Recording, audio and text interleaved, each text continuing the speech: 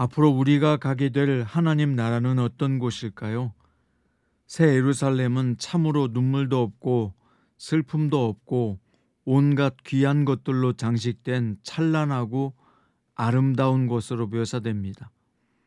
이 땅에서 누릴 수 없는 큰 기쁨과 영원한 즐거움이 함께하는 곳입니다. 거기서 성도는 하나님의 무한한 사랑을 받으며 그분과 영원히 친밀한 교제를 나누게 될 것입니다. 오늘 본문은 요한계시록 21장 1절부터 8절입니다. 또 내가 새 하늘과 새 땅을 보니 처음 하늘과 처음 땅이 없어졌고 바다도 다시 있지 않더라. 또 내가 보매 거룩한 성 새 예루살렘이 하나님께로부터 하늘에서 내려오니 그 준비한 것이 신부가 남편을 위하여 단장한 것 같더라. 내가 들으니 보좌에서 큰 음성이 나서 이르되 보라 하나님의 장막이 사람들과 함께 있으매 하나님이 그들과 함께 계시리니 그들은 하나님의 백성이 되고 하나님은 친히 그들과 함께 계셔서 모든 눈물을 그 눈에서 닦아주시니 다시는 사망이 없고 애통하는 것이나 곡하는 것이나 아픈 것이 다시 있지 아니하리니 처음 것들이 다 지나갔음이러라.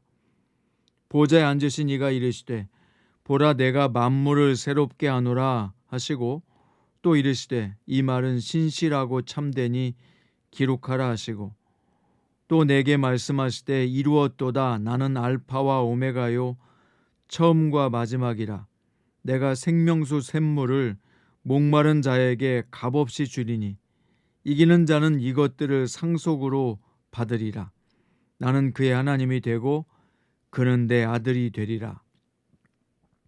그러나 두려워하는 자들과 믿지 아니하는 자들과 흉악한 자들과 살인자들과 음행하는 자들과 점술가들과 우상 숭배자들과 거짓말하는 모든 자들은 불과 유황으로 타는 못에 던져지리니 이것이 둘째 사망이라. 아멘. 오늘 말씀의 제목은 또 내가 새 하늘과 새 땅을 보니 입니다. 오늘 1절에서 요한은 새 하늘과 새 땅을 보게 되는데 처음 하늘과 처음 땅이 없어졌고 바다도 다시 있지 않았다고 고백합니다. 현재 하늘과 땅은 소멸되고 새 하늘과 새 땅이 임할 것이라는 것입니다. 그렇습니다. 이 세상은 영원히 존재하지 않습니다. 우리도 여기서 영원히 살 수 없습니다. 언젠가 사라질 유한한 것입니다. 그래서 성도는 언젠가 사라질 유한한 세상에 소망을 두지 말고 새 하늘과 새 땅에 소망을 두며 살아야 합니다. 2절 요한은 거룩한 성 새 예루살렘이 하나님께로부터 하늘에서 내려오는 것을 보았습니다. 여기 새 예루살렘은 구원받은 성도들의 공동체, 즉 우주적 교회를 가르치는 것입니다. 우리 각기 지교회가 아니라 하나의 교회, 우주적 교회인 것입니다. 여기 새 예루살렘은 하나님의 구원 계획이 완성됐음을 보여줍니다. 지금 이 땅에는 아직도 자신들만의 새 예루살렘을 건설하려고 하는 어리석은 사람들이 많습니다. 교회도 보면 목회자가 마치 주님처럼 군림하는 교회도 있습니다. 교회의 주인은 오직 주님이십니다. 새 예루살렘은 주님의 주권에 의해서 세워지고 건설되는 것입니다. 이 사실을 우리 모두는 깨닫고 하나님 앞에 겸손해야 할 것입니다. 우리가 어떤 직책과 직분을 주님께 받았듯이 우리는 늘 하나님의 종임을 인식하고 겸손해야 합니다. 자, 3절에 보면 요한은 보좌에서 나는 큰 음성을 들었습니다. 하나님의 통치를 상징하는 보좌에서 울려 퍼지는 음성입니다. 보라, 하나님의 장막이 사람들과 함께 있음에 하나님이 그들과 함께 계시리니 그들은 하나님의 백성이 되고 하나님은 친히 그들과 함께 계셔서 모든 눈물을 그 눈에서 닦아주시니 다시는 사망이 없고 애통하는 것이나 곡하는 것이나 아픈 것이 다시 있지 아니하리니 처음 것들이 다 지나갔음이러라.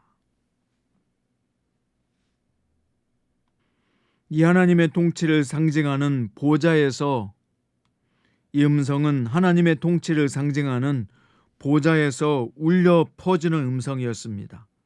이 음성은 요한뿐만 아니라 이 땅을 살아가는 교회 공동체 성도들에게 주시는 축복의 메시지입니다. 위로의 말씀입니다. 이 축복과 위로의 말씀은 요한 당시뿐만 아니라 지나온 모든 세대 가운데 살았던 믿음의 성도들에게 큰 위로와 격려가 되었던 말씀입니다. 사랑하는 성도 여러분, 고난의 현실 가운데 살아가는 상황이라고 할지라도 그들과 함께 계시겠다는 이 귀한 말씀이 큰 힘이 될 수 있기 바랍니다.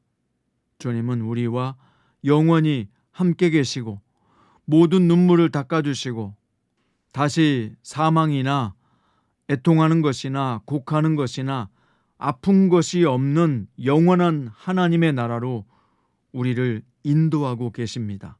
그러므로 소망 가운데 기뻐하시기 바랍니다.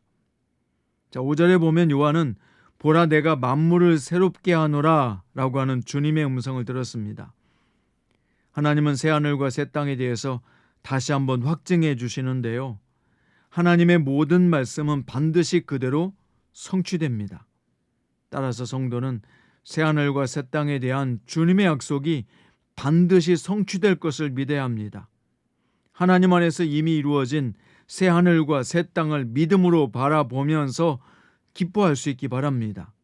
비록 이 땅에서의 삶이 때로 곤고하고 힘들고 어렵다고 할지라도 날마다 주님 나라를 바라보며 기뻐하며 즐겁게 살아낼 수 있기를 바랍니다. 자, 이제 7절에 보면 이기는 자는 이렇게 하나님 나라를 유업으로 얻고 하나님의 아들이 된다는 말씀을 선포합니다. 영적 전쟁에서 이기는 사람은 하나님의 아들이 되어서 하나님의 나라를 유업으로 상속받습니다. 성도는요, 이 세상에서 영적 전쟁을 하는 사람들입니다. 하나님의 말씀을 따르든지 세상의 가치관을 따르든지 우리는 선택해야 합니다. 영적 전쟁에서 이기기 위해서 말씀과 기도로 무장하는 일을 부지런히 훈련해야 합니다. 이 끝이 있는 훈련에 성실히 임함으로써 영적 전쟁에서 오늘 또 승리할 수 있기 바랍니다. 말씀의 결론입니다. 성도는 이 세상에서 아무리 박해와 조롱을 당한다고 해도 심지어 순교의 길로 내몰린다고 해도 믿음을 지키며 어떤 상황에서도 이기는 자가 되어야 합니다. 새 예루살렘은 누구에게 허락됩니까? 끝까지 믿음을 지킨 이긴 성도에게 허락되는 곳입니다. 세상에서 겪어야 했던 아픔, 고통, 수치와 괴로움은 그 하나님 나라에 들어가는 순간 눈 녹듯 사라질 것이고 하나님이 모든 눈물을 닦아주시고 위로하시며 주님의 영광에 동참하게 하실 것입니다. 우리에게 영원한 실체가 되시는 새하늘과 새 땅 하나님 나라를 바라보시면서 오늘 하루도 충만하게 모든 상황을 견디고 이겨낼 수 있기를 우리 주 예수님의 이름으로 축원드립니다.